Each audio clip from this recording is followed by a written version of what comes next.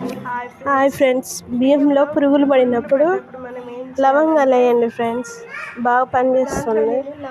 Please subscribe friends. చూడండి, ఇప్పుడు నేను ఓపెన్ చేస్తాను.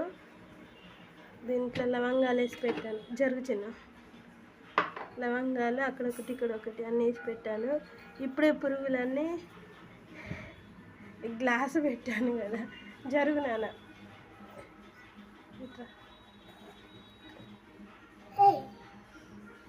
అన్ని గ్లాస్లోకి వచ్చేసినాయి ఫ్రెండ్స్.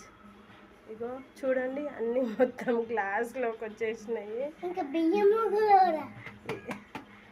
ఇంతకుముందే వేసాను అనమాట. పురుగులన్నీ గ్లాస్లోకి వెళ్ళిపోతున్నాయి. వెళ్ళిపోయాక నేను ఆ పురుగులన్నిటినీ బయట పడేస్తాను. మీరు కూడా బియ్యంలోకి పురుగులు వస్తే లవంగాలు వేయండి ఫ్రెండ్స్. బాగా పురుగులు వచ్చేసినాయి. ఆ పురుగులన్నిటినీ గ్లాస్లో ఉన్నాయి, బియ్యం కూడా పోతున్నాయి. వాటిని నేను బయట పడేస్తాను ఫ్రెండ్స్.